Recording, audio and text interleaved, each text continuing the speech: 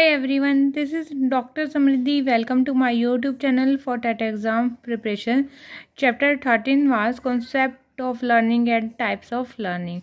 Chapter 14 is Maturation and Factor Affecting of Learning. तो आज हम इसमें स्टडी जो हम करेंगे वो मैचुरेशन एंड लर्निंग के रिलेशन एंड डिफरेंसेस की स्टडी करेंगे कि परिपक्वता और अधिगम एक दूसरे से कैसे अंतर संबंधित हैं और एक दूसरे से कैसे अलग हैं।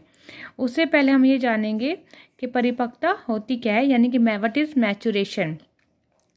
Maturation and learning inter related with each other. हम कह सकते हैं कि जो परिपक्वता है और अधिगम है वो एक दूसरे के साथ अंतर संबंधित हैं और ये दोनों ही व्यक्ति के विकास और वृद्धि में योगदान देते हैं। इसी तरह मैचुरेशन को भी हम समझ सकते हैं। Maturation is the process whereby behaviour is modified as a result of growth and development of physical structure, view of Gary and Kingsley. इनके अनुसार परिपक्वता एक ऐसी प्रक्रिया है जिसमें शारीरिक ढांचे की वृद्धि और विकास के परिणाम स्वरूप व्यवहार में सुधार होता है।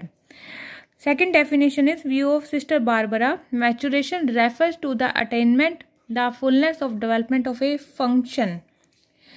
सिस्टर बारबरा ने अपनी पुस्तक डेवलपमेंट साइकोलॉजी में भी लिखा है कि परिपक्वता का अर्थ किसी कार्य के विकास की पूर्ण उपलब्धि है। तो हम समझ सकते हैं व्हाट इज मैचुरेशन। जो व्यक्ति के परिपक्व होने पर उसके विकास में सहायक होती है, हम उसे मैचुरेशन कहते हैं। मैचुरेशन को और अच्छी तरह जानने के लिए इसके कुछ कैरेक्टरिस्टिक्स हैं।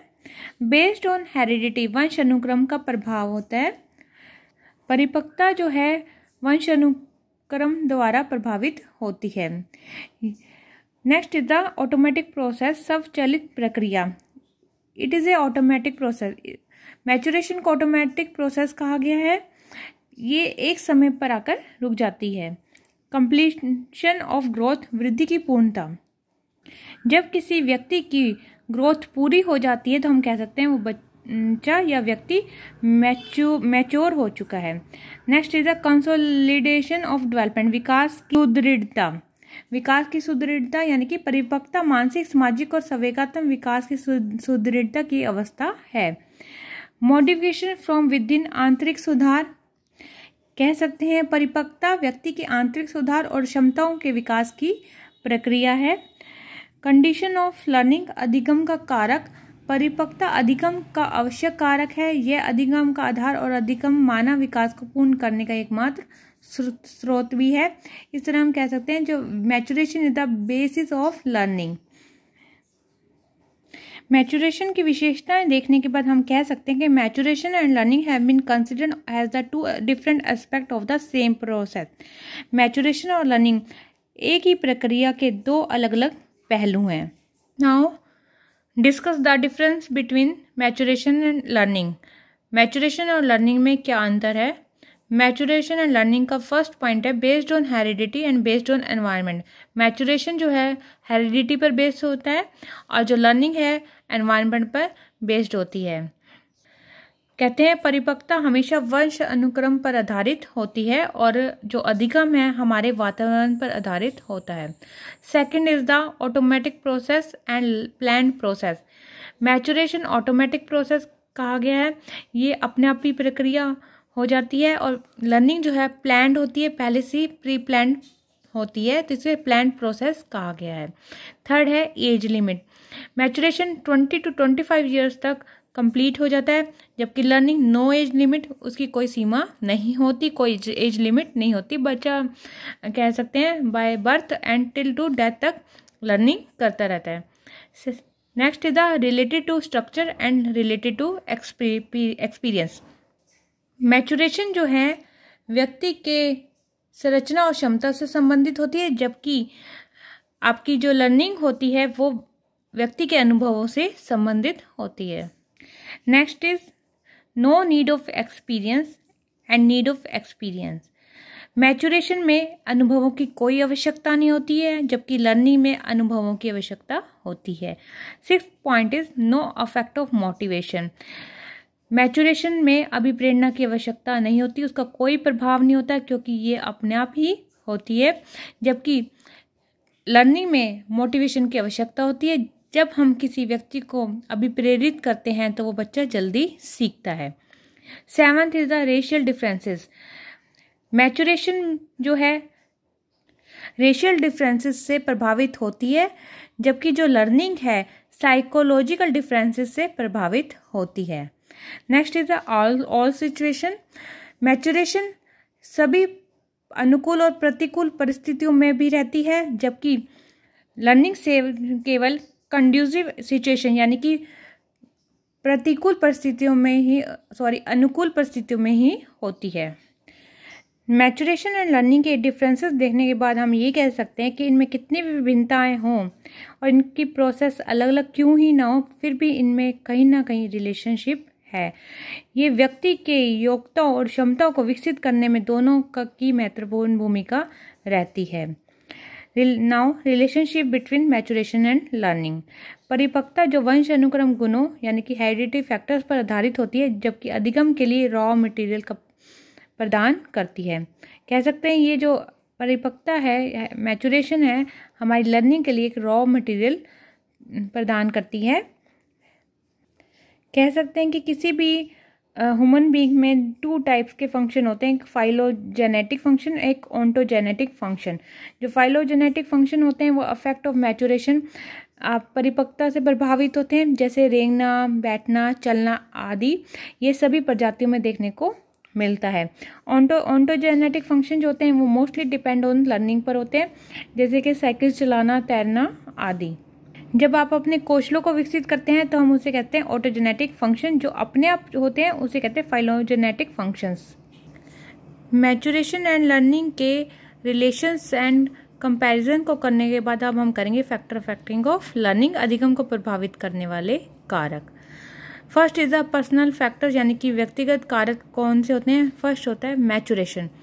मैचुरेशन अधिगम को बहुत प्रभावित करती है। हम कह सकते हैं जब व्यक्ति परिपक्व हो जाता है तो वो सीखने के लिए भी तैयार हो जाता है। नेक्स्ट इज द रेडीनेस यानी कि तत्परता। यदि शिक्षार्थी विशेष कार्य करने के लिए तत्पर रहता है यानी कि रेडी रहता है तो भी वह जल्दी सीखता है और अच्छी तरह सीखता है। थर्ड इज द कैपेसिटी यानी कि क्षमता या योग्यता। जिस व्यक्ति में कैपेसिटी होती है, योग्यता होती है, व्यक्ति उतनी अच्छी प्रकार से सीखता है। फोर्थ इज द मोटिवेशन अभिप्रेरणा। जिस व्यक्ति को अभिप्रेरणा उसके कार्यों के द्वारा मिलती है या कार्यों के अनुरूप मिलती है तो व्यक्ति जल्दी सीखता है। जैसे कोई विद्यार्थी या कोई बच्चा कक्षा के अंदर जब सीखता है, अगर उसे समय समय पर पुरस्कार, सफलता या उसे दंड दिया जाए या हम कह सकते हैं उसे ऐसे मोटिवेशन दिया जाए, चाहे वो इंटरनल हो चाहे वो एक्सटर्नल हो, तो बच्चा उसमें जल्दी सीखता है। Fifth is the attention and interest, ध्यान और रुचि। विद्यार्थी जितने ही ध्यान से और रुचि से कोई कार्य करेगा तो वो जल्दी सीखेगा। सिक्स्थ इज द मेमोरी यानी कि स्मृति। बच्चे की जितनी अच्छी स्मृति होगी बच्चा उतनी ही जल्दी सीखता है। Seventh is the mental health, मानसिक स्वास्थ्य। बच्चे का जितना अच्छा मानसिक स्वास्थ्य होता है वो उतनी ही जल्दी किसी काम को करता है और उतनी ही जल्दी वो चीज़ों को सीखता है। Food and drugs. Food and drugs भोजन तथा औषधियाँ। कहते हैं कि जितना अच्छा आपका भोजन होगा व्यक्ति का स्वास्थ्य भी उतना अच्छा होगा। अगर आपका फिजिकल फिटनेस अच्छा है तो आपका मेंटल हेल्थ भी काम करता है। तो हम कह सकते हैं बच्चे की आप भोजन और औषधियाँ अच्छी हो, प्रॉपर हो तो बच्चा जल्दी सीखता है। इसके विपरीत यदि भोजन अच्छा नहीं है और बच्चा दूसरे प्रकार के ड्रग्स वगैरह लेता है तो बच्चा पर लर्निंग का प्रभाव उल्टा पड़ता है। Ninth is the sensation and perception, संवेदनाएं और प्रत्यक्षीकरण। संवेदनाएं और प्रत्यक्षीकरण हमारे ज्ञान को विकसित करती हैं। बच्चे की जितनी अच्छी संवेदनाएं और प्रत्यक्षीकरण होती है यानी कि जितने अच्छे सेंसेस होते हैं ज्ञान को प्राप्त करने के लिए बच्चा उतनी ही जल्दी सीखता है और उतनी ही अधिक मात्रा में सीखता है। नेक्स्ट इज द फैटिग्यू यानी कि थकावट। थकावट हो या सुस्ती हो या किसी प्रकार की प्रॉब्लम हो, हम कह सकते हैं जब बच्चा थका हुआ अपने आप को महसूस करता है या ज़्यादा काम करके थक जाता है तो बच्चे की लर्निंग में रुकावट उत्पन्न होती है। Next is the will to learn, सीखने की इच्छा। बच्चे की सीखने की इच्छा जितनी होगी बच्चा उतनी ही जल्दी सीखेगा। यदि बच्चे की सीखने की इच्छा नहीं है तो किसी को काम को करने में वो अधिक समय लेगा, और सीखने की इच्छा है तो वो वही काम थोड़े ही समय में सीख जाएगा। 12th is the physical problems, शारीरिक समस्याएं या दोष। हम कह सकते हैं कि अगर बच्चे को शारीरिक दोष है, रोग है, कोई डिसीज है, और बच्चे को कोई कह सकते हैं किसी प्रकार की प्रॉब्लम है, तो बच्चा वहाँ पे जल्दी नहीं सीख पाता। बच्चे का जो सारा ध्यान है वो अपने प्रॉब्लम्स पे रहता है। फिजिकल प्रॉब्लम हमेशा बच्चे को कोई काम करने के लिए या कुछ भी सीखने के लिए एक तरह का बैरियर उत्पन्न करती है, यहाँ कह सकते हैं बच्चे को सीखने में रुकावट आती है। Second is task factors of learning. Personal factors के बाद आते हैं हमारे टास्क फैक्टर्स ऑफ लर्निंग, यानी कि अधिगम के कार्य कारक। अधिगम को प्रभावित करने वाले कार्य कारक कौन से हैं? First is the difficulty of the task. कार्य जितना मुश्किल होगा बच्चा उतनी ही देर से सीखता है। कार्य जितना आसान होगा बच्चा उतनी ही जल्दी सीखता है। Second is the similarity of the task. अगर कार्य सेम है, यानी कि उसमें समानता है, पहले कार्य किए हुए कार्य में और अब के कार्य किए हुए में समानता है, तो बच्चा जल्दी सीखता है। फॉर एन एग्जाम्पल, यदि बच्चे को पहले साइकिल चलानी आती है तो अगर उसे स्कूटी सिखाई जाती है तो बच्चा उसको जल्दी सीखता है। Third is the meaningful of the task. अर्थपूर्ण कार्य, जितना भी आपका अर्थपूर्ण कार्य होगा, यानी कि इम्पोर्टेंस ज़्यादा होगी उस कार्य की, तो बच्चा जल्दी सीखेगा। Fourth is the length of the task. कार्य की लंबाई। कार्य की लंबाई कितना है? यदि कार्य की लंबाई बहुत अधिक है तो बच्चा उसको सीखने में देर लगाएगा और उसमें रुचि भी नहीं लेगा और बोर जल्दी हो जाएगा। यदि कार्य की लंबाई छोटी है, इंटरेस्टिंग है, तो बच्चा उसको जल्दी सीखेगा। Fifth is the pleasantness of the task. कार्य करने की रोचकता। कार्य कितना रोचक है, कितना इंटरेस्टिंग है। जितना इंटरेस्टिंग कार्य होता है बच्चा उसको जल्दी सीखता है। Third is the methods related factors of learning. ऐसी कौन कौन सी विधियां हैं जो व्यक्ति के अधिगम को प्रभावित करती हैं? फर्स्ट है आपका होल एंड पार्ट लर्निंग, पूर्ण और अंश अधिगम। यदि बच्चे को पूर्ण रूप से, यानी किसी विषय वस्तु को पूर्ण रूप से सिखाया जाए तो बच्चा बहुत टाइम लगाएगा, लंबा टाइम लगाएगा। अगर पार्ट लर्निंग करवाई जाए, यानी कि उस कॉन्सेप्ट को भागों में या छोटे छोटे अंशों में बांट दिया जाता है, तो बच्चा जल्दी सीखता है। Second is the recitation. Recitation यानी कि रेजिटेट करना, किसी चीज़ को बार बार दोहराना। यदि बच्चा बार बार किसी चीज़ को दोहराता है तो बच्चा जल्दी सीखता है, जैसे छोटे बच्चे जल्दी से पोयम सीख लेते हैं। Third is the practice. Practice यानी कि अभ्यास। अभ्यास करके भी बच्चा जल्दी सीखता है। कहते हैं ना, practice makes a man perfect. Fourth is the guidance and clues. अगर बच्चे को बार बार क्लूज दिए जाए और निर्देशन दिए जाते हैं तो बच्चा जल्दी सीखता है। एक्टिविटीज़, क्रियाएं करके, यानी कि बच्चा जब खुद क्रियाएं करके काम करता है तो वो बच्चा जल्दी सीखता है। लर्निंग बाय इनसाइट, सूझबूझ का सिद्धांत जो होता है, सूझबूझ के द्वारा भी बच्चा जल्दी सीखता है। सूझबूझ वो होती है जब आपके सामने कोई भी समस्या आ जाती है और आप उस समस्या को पूर्ण परिस्थिति के रूप में देखते हैं और अचानक से एक आपके पास हल आ जाता है, तो हम कहते हैं लर्निंग बाय इनसाइट, यानी सूझबूझ के द्वारा आपका अधिगम होना। Fourth is atmospheric and working conditioner. वातावरणीय और कार्य कारक।